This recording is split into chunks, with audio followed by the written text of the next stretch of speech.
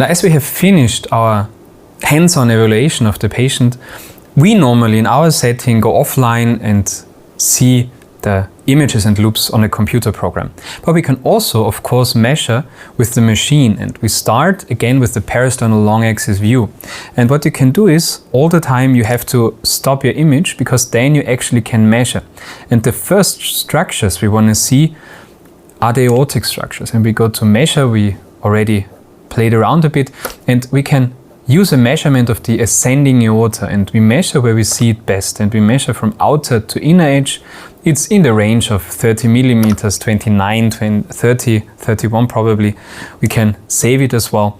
We have a normal dimension of the aorta. When I continue the measurements, I can simply show you for demonstration purposes. Here you would measure the aortic root, the sinotubular junction you can measure, and of course the ascending aorta here was a bit generous. You can measure several times wherever you see it optimally. You can save the image, and then we move to the next image, because what we additionally want to measure, of course, is, and here we're already too far, is the left ventricular wall thickness. And here we need an optimal diastolic image, and it's not easy to scan this patient. So the mitral valve should be closed, and it should be really in end diastole. And we can try to measure the interventricular septum here, even though it's really hard. I think those are right ventricular structures. I would measure probably here, where you have really a thick septum, and it's in the range of, I would say, 22, 23,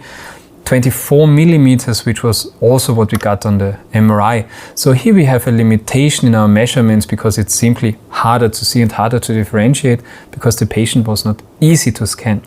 The inner ventricular diameter, we can try, and I would say approximately here it will be, but it's more a guessing game. So here I would be very careful to measure the myocardial thicknesses and the inner diameters, and here you can measure it. What you see here in the measurements over here, the ejection fraction with Teichholz and fractional shortening, please forget it immediately. Those we do not measure anymore. So it's simply about the measurements of the thicknesses of the walls and the myocardial mass and the RVT. Optimally, we measure at the area where the mitral valve is closed. In this case, with our hypertrophic cardiomyopathy patient, it's also where we see it best simply. So where we see it best, where the myocardial is the thickest, we have to measure. And what we see here is the LVOT and this caudal Zambi, also described before. Now we continue, because one more thing we have to visualize is the LVOT, and that we will do here. So we have to find an optimally mid-systolic measurement of the LVOT, and here is most likely the best way to measure. And we have here the LVOT diameter, and we measure it approximately 1 to 2 millimeters away from the aortic valve, and then we do a little bit more, so it's in the range of 22, 23 millimeters probably. So this is a difficult measurement, but we need it for aortic stenosis. And if you're not sure and you have an error in measurement, you go back and measure the LVOT again. Here you can also measure the LVOT, so we have two images, so it's rather okay. We do not see a relevant SAM. This is zoomed, so we do not see a relevant SAM, so really the chorda, the elongated chorda, move inwards the LVOT. Color Doppler again, but we continue with our TR measurements, which we simply cannot in this case, so we do not measure it. And then we move forward and measure the pulmonary acceleration time. This is a time interval which gives us a lot of information about pulmonary pressures, and when it's above 100, 120 depending on age, it's most likely that there is no pulmonary hypertension present. As the signals are not optimal and the measurement is not easy, I measure it always several times if I'm not sure to see the mean pulmonary acceleration time, and all the measurements were above 100, so most likely there is no relevant pulmonary hypertension present. We can do it again, and we can also continue with our evaluation, and here we see there is no pericardial. This is the descending aorta, this is lung tissue, this is the pericardium. There is no free fluid, so it's not entirely black. In the short axis we do see the aortic valve over here. It's probably there's no relevant pathology, but it's very hard to see. So we move on to the short axis view of the pulmonary outflow tract. It measures the RVOT and the RVOT max and the gradients, but both measurements, they are not optimal, so I wouldn't use them. If the automatic measurements work, then they're really good to use. And here it's also harder to see the signal over here. I would not adjust the gain too much, because then it leads to overestimation, underestimation. But so we have several signals where we think it's always around 100, a little bit more milliseconds. Then we continue, and here we are in the short axis view, and we can try to measure the LV dimensions again, but here it's really hard to see, so we move on. Maybe we have a more optimal image. Let's try here at the papillary muscle level, but it's also very hard to see. So let me just see here, it's closed, and here's the maximally dilated ventricle, and let's just try with a normal distance measurement. Here is most likely the right ventricle. I would go until here. So again, we're in the similar range, but in this case, it's better to measure with contrast or, of course, in MRI, because the image quality is simply not optimal. So continuing, we have here the really apical view, and now we have the apical 4-chamber view. And now we can also measure the left ventricular at left atrial volume. We already have seen we do not have the left atrial volume, so a personal standpoint, also what the guidelines say, always measure the volume. Above 34 milliliters per square meter is dilated, which is a sign that there's a higher morbidity of the patient. In this case, we will first, with strain, we will also evaluate the volume. We first measure so that you see how the measurement is actually done, and it's in the range of 33 square centimeters. You do not measure here the pulmonary or the pulmonic veins, and also the left atrial appendage you do not measure. So we continue. We have here several measurements, and we also can already start with measuring the left atrial strain.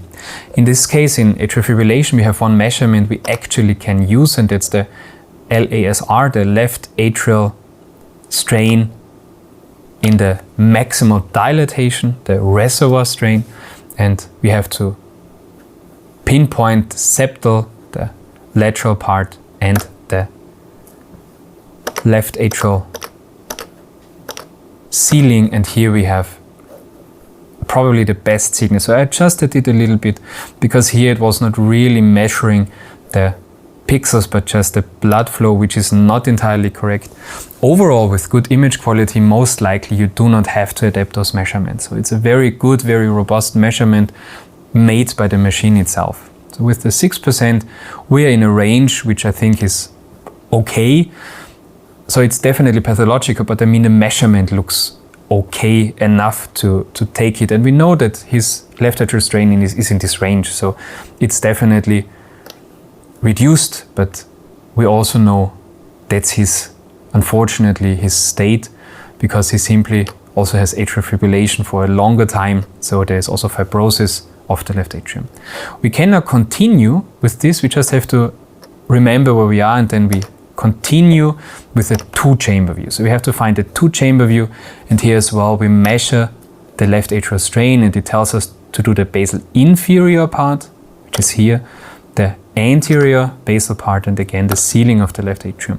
And we evaluate the region of interest. This is this thin line, so this thin area, and it looks quite nice. So we can measure left atrial strain as well. And we do have here now 2 measurements. The 4-chamber, the 2-chamber view. 4-chamber is a little bit lower than the 2-chamber view. This is the conduit, we do not need it. This is the contraction, we do not need it, because there is no A wave in the E to A ratio, because it's atrial fibrillation. There is no atrial contraction per se, so we have to only use this one, the reservoir strain. It's 7%, so that's definitely severely reduced, but it is in the range of the patient we already know. So we can accept this measurement, and here the measurement looks actually quite nicely. Again, the left atrial appendage, the pulmonic veins, they are there, but even though this is the structures are very thin, and there are so many things you cannot measure, still the measurement is very robust, and it actually works amazingly good. To continue our whole evaluation, we have to remember where we were to go back. And we were in I think here, again, we have the color Doppler for the tricuspid valve. We do not see a signal. Here we have the mitral valve. We have no relevant MR. And the measurement for the tricuspid regurgitation, also that I wouldn't do. So the active mode should always stay the same. If you do that, you can interpret here could be TR, here could be TR, but that's simply a guessing game. So that you don't want to do. Continuing, we evaluate more and more situations. The pulmonic venous signal we cannot evaluate, we simply do not see it.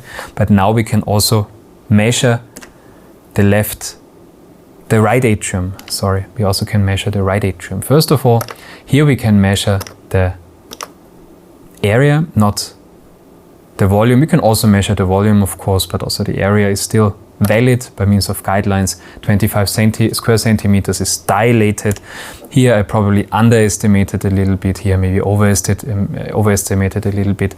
So we always do it on the computer. So here it's a little bit inaccurate. So you should have gone really to the ceiling of the right atrium as well. Here we can also measure the right atrial strain, which I do love as a measurement per se, because I also think it's very robust and shows right atrial pressures and is like the left atrium, the HbA1c of the atria. And here we go to the 4-chamber view. We do the septal basal, the lateral basal, so we have the different orientations. So that's for me to remember. And here we process again, and then we take a look how the signal actually looks like. And that seems relatively valid. So here probably it's not optimal, but the curve also looks not that optimal. But I think as it is in the range of this patient, that's what we are going to go for. Of course, you can also adapt it a little bit, go a little bit down, but not too far down. It really has to be in that area so that you have the anchor points where the machine knows how to measure. Let's take another look. Yeah, so it's in a similar range, so we simply go for this measurement.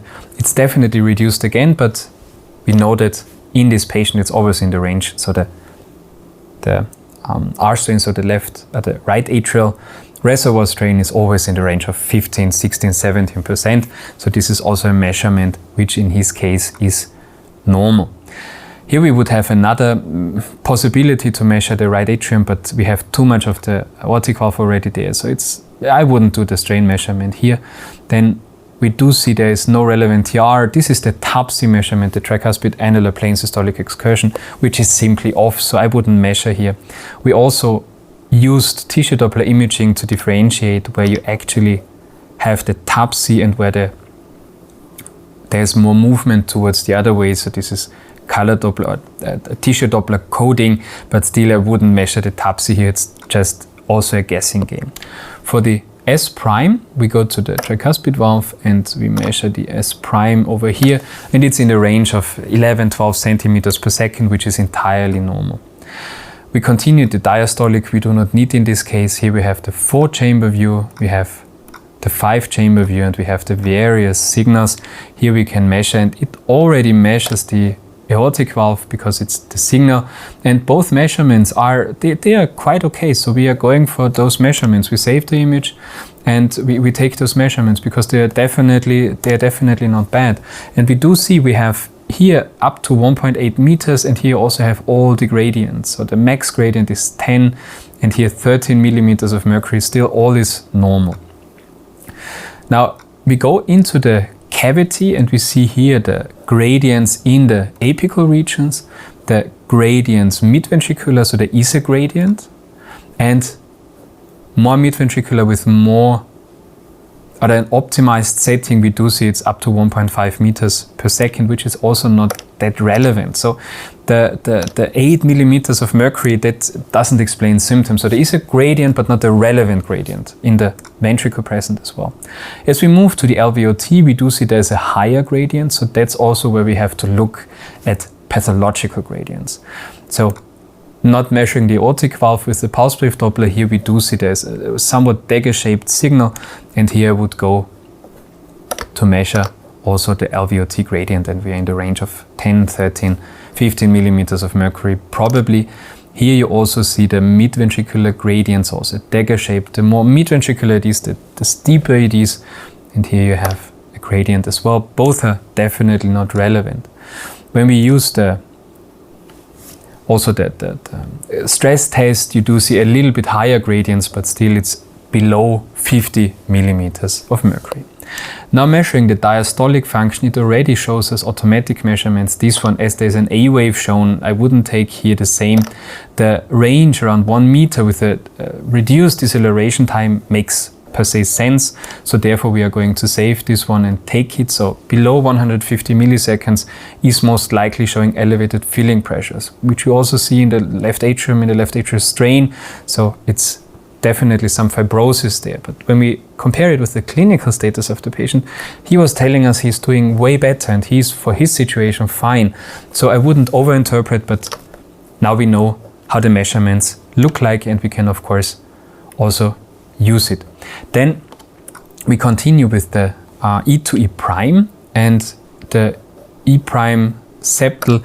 I think it's a bit overestimated. I wouldn't use that. So here we have several heartbeats and I would take one in the middle, so around 0.089 meters per second, and we go to the lateral, and here the measurement I think is absolutely fine. So in this range it is correct, so we take it and then we have a E prime lateral, and the E to E prime, because we measured now several times, was around 10 to 11, which is a gray zone. Below 8 E to E prime ratio is most likely normal filling pressures. Above 14 is most likely elevated filling pressures. With atrial fibrillation it's a bit more difficult anyways, but so it's in a gray zone, but still elevated filling pressures. So left atrial pressures, and the same without mitral stenosis is the left ventricular and diastolic pressure. With again no stenosis is the pulmonary wedge pressure is probably elevated, but the patient doesn't have symptoms or relevant symptoms for him.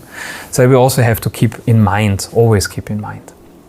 Then we continue with the various signals, and now we can think about also measuring left ventricular strain. So it's relatively difficult. So the multiplane didn't help us so much, but here we have a 4-chamber view, a 2-chamber view, and I would even take a 5-chamber view and show you how you can use or utilize the 5-chamber view by means of strain imaging. So let's take this and let's try it.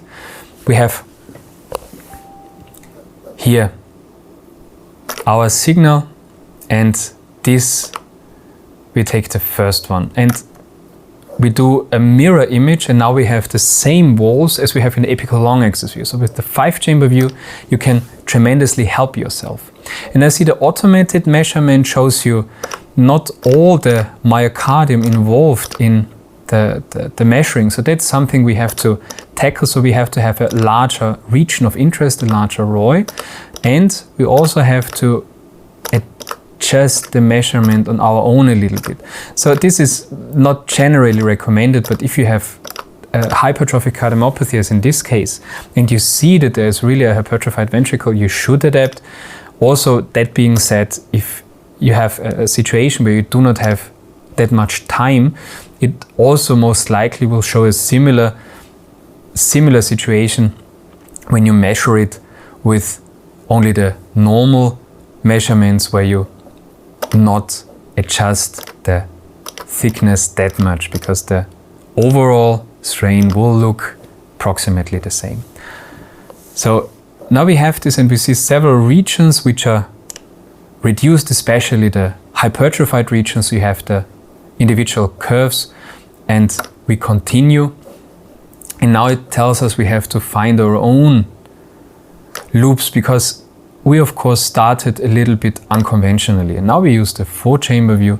In the 4-chamber view we also have to adapt by again, so use a region of interest which fits the most parts, and do not measure blood or the pericardium. So we have to adjust a little bit, but overall this will be fine.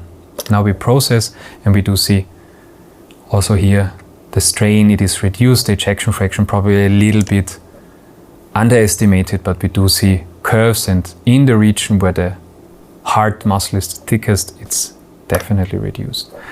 We continue to the two-chamber view, and also in the two-chamber view, now that we adjusted, we need to adjust a little bit more in this situation as well.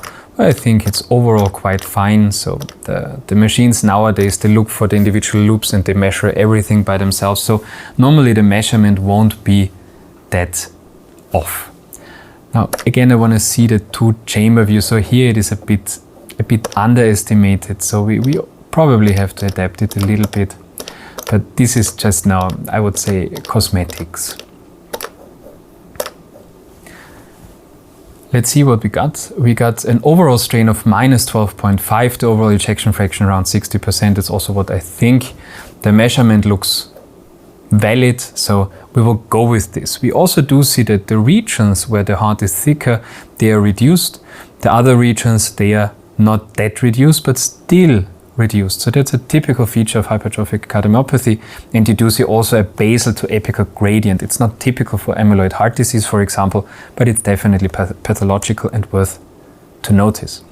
Now, we continue with the bullseye exam, or the bullseye, where we see several time intervals. Here it's even better than we measured before. It is around 60 milliseconds. The strain is in the range of minus 12.5, minus 13. That is something I believe. So it's gradually continuing to be better. We started around minus 10%, so it's definitely improved. And we also saved this image. So normal is around minus 20, so we are still far away from normal, but it's progressing to be better and better. We have a post-systolic index, which is the highest in these areas where the hypertrophy is present. And we have a dispersion where we can see the curves. So green is good, everything happens at the same time. This is the aortic valve closure, but there are some which differ, and here you can see the post-systolic shortening we have in this curve at the apical long axis view, the basal anterior septal segment. Now, also the curves we can save and evaluate for all situations for the post-systolic index. So blue means post-systolic. So after systole we have the most shortening. Here we have the aortic valve closure. You can also check out the specific lecture on strain imaging. And here we go back to the normal bullseye display we know. We can also check ejection fraction. So here it is in the same range overall, probably a little bit underestimated, but that I can live with. So I'm quite happy with what we found. Now let's go back to the bullseye. And the last thing I want to show you is myocardial work. Here it says, you want to set a time marker or what you have in strain. I choose strain, and we had the blood pressure, if I remember correctly, 138 to 82 millimeters of mercury. So this is a measurement where you need the blood pressure. And then you have also some bullseyes, and we have here time intervals and also how the heart is actually working. And we see several measurements. So here we have a global work index. It's reduced, not severely reduced, but reduced. The global constructive work, the inefficient work, and the overall how the myocardium works together, I would say. So the global work efficiency. And we have here 95%. This is normal. The ineffective work with 70 millimeters of mercury percent is also normal. It's not working inefficiently, but it's working overall a little bit less. So this is a millimeter of mercury percent evaluation, because it's strain plus the blood pressure. And here we can see the various situations where you have the strain pressure curve. And here it is normal. You can see that quite nicely. And the ones who are not working properly, you see there are different curves. So this is less when the segments are working less. And here we have the work efficiency, and most of his segments are working quite efficiently, which is quite good. So they are doing all the same in the same time interval. Here you see green is good, blue is not good. So a lot of green means good, and 95% is actually a normal measurement we also would see in young healthy individuals. But overall it's a reduced global work index and global constructive work. The last loops we have to see, we have to continue here a little bit. Of course, the 3D loops, 3D strain, 3D mass would be worth also trying, but with this image quality it might be harder. Here we have the 4-chamber view where we have the contrast, and we also can measure here the volumes, which is not that easy because we have to see here is the mitral valve probably, and we can measure the volumes over here. So I'm doing it now rather fast for demonstration purposes. And here we have the diastolic, and here we can measure the systolic situation. And here when we take the systolic situation, we also have to focus where is the mitral valve, not overestimate, not underestimate. So it's actually hard to measure, but with the contrast, it is definitely easier. So I would definitely recommend to use contrast. Here we have problems with the measurement, so it's not that easy, but overall we do see it's a small left ventricular cavity. It's a very high normal left ventricular ejection fraction, which we actually want in this patient not to be below 50 because of his medication he's receiving. The 2-chamber view, there are no relevant problematics by means of wall motion abnormalities. Here we see the 3D contrast where we have the septum, where we also see a little bit more contrast. It's similar to the late gadolinium enhancement, I would even say. And here from the subcostal approach, no pericardial effusion. And here's the IVC. The IVC is rather small and it collapses, so even a little bit pointing towards hypovolemia. And here we have the SVC.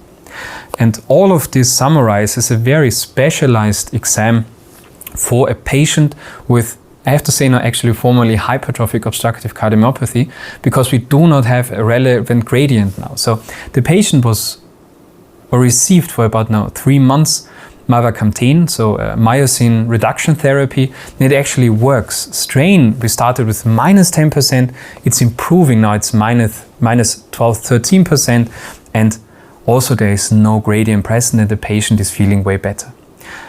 With all of this, we can now go out, and with all of this knowledge we can continue to follow up our patient with a rather new therapy.